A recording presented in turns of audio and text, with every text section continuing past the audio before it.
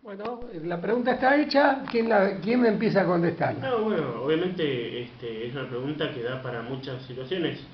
Yo lo que considero, y obviamente en esto pongo mi opinión personal, tiene que ver con que el mundo en ese momento, digamos en la medida de los 50 y todo, en lo que es la Guerra Fría a nivel mundial, implica que la izquierda, con el avance soviético y con otras cosas, también con procesos latinoamericanos que están larvados y que van a tener en esa década, a fines de esa década, un desarrollo importante, muestran a la izquierda como una posibilidad real, ¿no? Como superar los límites, si se quiere, de algún grado de nacionalismo. Hacia el interior del peronismo, sin lugar a dudas, aparecen figuras que van a empezar a plantear esto. Estoy pensando claramente en John William Cook, por ejemplo. Sin lugar a dudas, lo que nosotros planteamos en nuestro trabajo tiene que ver con que también la izquierda política, tanto la izquierda más tradicional, que podemos ubicar en el Partido Socialista, en el Partido Comunista, va a tener un discurso que va a contactar con algunos obreros peronistas cuya dirigencia había sido o perseguida o encarcelada, y también la irrupción de una nueva izquierda en la década del 60, ¿no? La izquierda de cuño trotskista, la izquierda latinoamericanista de la mano de Santucho, del PRT, y todo eso va a generar nuevos debates, nuevas discusiones. Obviamente que, y nosotros lo planteamos, y creo que usamos esta palabra en nuestro artículo, no hablamos de una relación de tipo idílica, ni muchísimo menos, digamos. Con esos nombres que nombraste, cualquier cosa menos idilio. Pero claramente no, digamos, pero y si uno lee investigaciones como la que hizo Julio César Melón Pirro sobre el peronismo después de Perón, ve que algunos dirigentes sindicales hablaban de los sucios bolches y otras cosas así. Ese era el discurso, por ejemplo, de José Ignacio Rucci. Pero de todos modos, a nivel base, la idea de izquierda aparece cada vez más fuerte. Y creo que alguien que lo sintetiza muy bien, y nosotros lo citamos, y tal vez porque tiene la distancia de que no nació aquí en la Argentina, que es el británico Daniel James, sí, en su interesantísimo libro Integración y Resistencia, plantea esto, que si bien había una rémora peronista, una retórica peronista en esos discursos que van del 56, 57, 58 y que se van radicalizando, el nuevo enfrentamiento tanto con el Estado como con los patrones pone las cosas en otro lugar. Y aparte también tenemos que tener en cuenta que estamos hablando de un proceso de gobiernos peronistas que se dedicó a perseguir a los sindicalistas que no comulgaban con su corriente. Esto es... O sea que la investigación de ustedes arranca desde el propio gobierno de Perón. Desde el 55 arranca. Entonces ya no estás hablando del gobierno peronista. No, pero yo lo que digo es, venimos de un contexto donde había una mirada antagónica entre los sectores peronistas y los sectores de izquierda, al contrario, que eran perseguidos. Después del golpe del 55 se entra a revertir esa tendencia y entra a ver acciones en común en distintas luchas, se empiezan a poner consignas en común más cercanas a la izquierda que a las peronistas, pues también no olvidemos qué hizo la dirigencia peronista de los sindicatos que proponía Perón, que eran las uniones, contra las federaciones. ¿Por qué? Y porque las uniones eran vertical.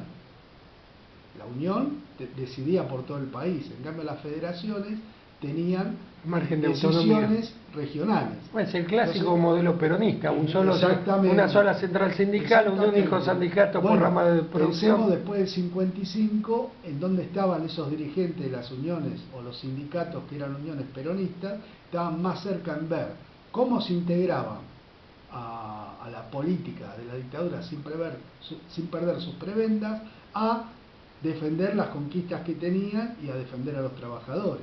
En ese contexto donde se entra un poco a empezar a ver esto, lo que nosotros decimos la izquierdización, porque empieza a ver esas acciones en común, esos debates y esas asambleas donde son muchas veces boicoteadas las decisiones centrales y se toman medidas a través de la democracia de base, ¿no? Que son el poder de los delegados y el poder de la comisión interna de la fábrica. Eso es muy interesante. En realidad es el ámbito que ninguna patronal puede prescindir, porque se podrá prescindir de sindicatos en un gobierno que sea fuertemente antitrabajadores, pero delegados de fábrica son imprescindibles.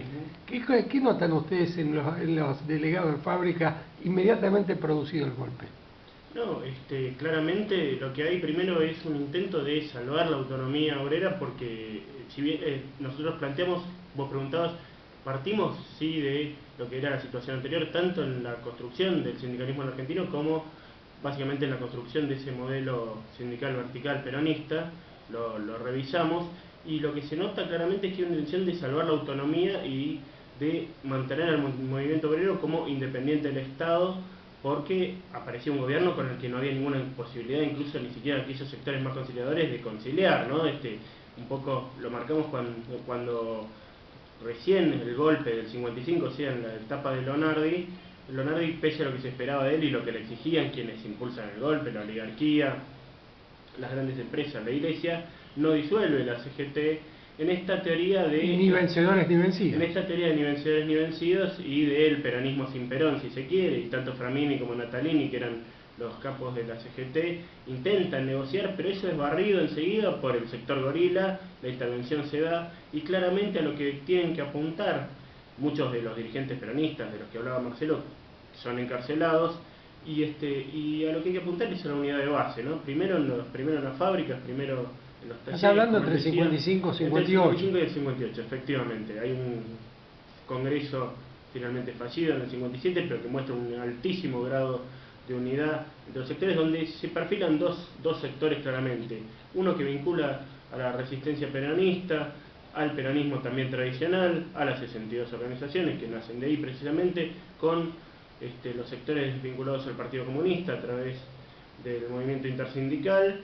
Ese espacio va a generar una comisión de 13 integrantes, 2 de ellos representantes de sindicatos dirigidos por el Partido Comunista, los otros 11 obviamente por el peronismo, y va a ser un intento que va a durar muy poquito. Ya con la vuelta de Frondizi, con la llegada de Frondizi al gobierno, esto va a cambiar, pero va a marcar la posibilidad de que tanto la izquierda y el peronismo, que durante todo el peronismo habían hablado en idiomas claramente, como decía Marcelo, antagónicos o distintos, y que en los que la izquierda intentaba aislarse, tanto en su vertiente socialista sobre todo, en el Partido Comunista había sectores más que buscaban la integración a los sindicatos oficiales y otros que se aislaban, y claramente lo que va a pasar es que va a haber una unidad por abajo que impulse otro tipo de organizaciones. El Congreso del 57 va a tener un éxito moderado, en el 59 va a caer la CGT de nuevo, y desde abajo se va a construir lo que se llama el Movimiento Obrero Unificado, que no era oficial, pero que tenía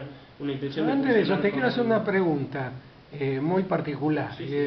¿Se podría decir que en la etapa 55-58 el Partido Comunista comprendió que tenía que ser el ala izquierda del movimiento peronista? Sí, puede decirse que hay mucho de eso. Puede decirse que hay mucho de eso. Ese es el rol que intentó jugar, al menos, ¿no? Claramente, de apoyar a una identidad peronista que era muy fuerte y una conducción peronista que sigue existiendo, y jugar como el ala izquierda de ese sector, exactamente. Muy interesante. Marcelo, ¿querés decir algo? No nos olvidemos que la impronta que deja el gobierno peronista con poner en relieve y materializar todas las conquistas sociales como las 8 horas, el voto femenino, eso pegó, la organización sindical, pegó muy fuerte. Entonces después del golpe empieza a haber este giro o estas unidades de acción, entendiendo un poco que el sujeto, digamos, la mayoría de la masa obrera estaba más cercano al peronismo que a otras corrientes, se entiende eso, pero se entra a hacer unidad de acción y con consignas más, nosotros decimos a la izquierda, más antiimperialistas, más internacionalistas, que no eran solo pensando en lo local. No nos olvidemos también que los sindicatos como tal, cuando mencionamos Frondizi, no nos olvidemos, Frondizi hace la ley de las obras sociales. De asociaciones profesionales. Asociaciones profesionales. La ley de obras sociales es del gobierno de Onganía. Sí, perdón, pero que le da el cobro automático de los sueldos para los sindicatos. De la cuota sindical a través por descuento salarial. Entonces, ¿esto qué hace? Que los sectores que nosotros denominamos burocráticos del sindicalismo, que eran peronistas, empiezan a tener una política cada vez más alejada de sus bases. Bueno, un segundito, ha llegado nuestro compañero de trabajo, José Luis Galante, una vez más tarde, y ahora podés seguir hablando, Marcelo. Bueno. Hola, ¿cómo te va? Bien. Eso que te decía, que la política de Frondizi fue un poco para tratar de integrar a los sectores burocráticos miembros de los sindicatos que se reivindicaban peronistas para tenerlos con la zanahoria, digamos, y puedan darle garrote a sus bases, porque la idea era poder desactivar el poder que tenían las comisiones internas, que habían llegado a tener un poder preponderante en las decisiones laborales y de la aplicación de distintas políticas en las fábricas, tratar de desactivar y sacarle un poco ese efecto de presión que podía ejercer sobre la patronal.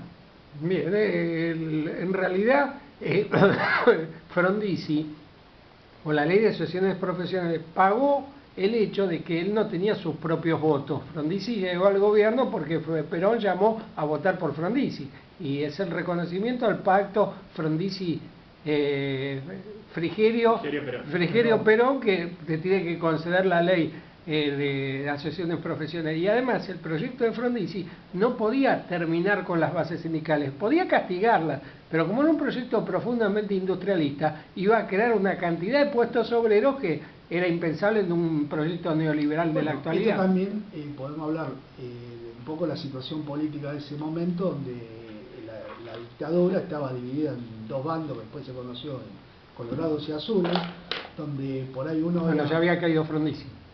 Claro, pero es una discusión que se venía dando, donde unos tenían la idea de que el peronismo, como era anticomunista, había que integrarlo de todas maneras porque iba a ser un buen aliado, y estaban los colorados, que después se convirtieron en colorados, que eran más duros, que decían, no, hay que exterminarlos. Entonces Frondizi comulgaba más con el ala, que quería, a través de estas medidas, integrarlo, cooptarlo, para poder usarlo para su propio beneficio. Sí, eran los gorilas contra los terriblemente gorilas que eran los colorados. Exactamente. Igual hay bastantes contradicciones ahí, ¿no? Porque si uno, dentro de los colorados se encontraba Ilia y el Partido Radical, y uno después analiza las políticas de Ilia, y iban un poco en contra de esa misma política, ¿no? Porque, eso es materia opinable, pero me parece que tendríamos que desarrollar más el contenido de la investigación de ustedes, y eso ya lo vamos a tener que hacer en el próximo bloque, porque más o menos estamos en el tiempo de hacer un corte musical.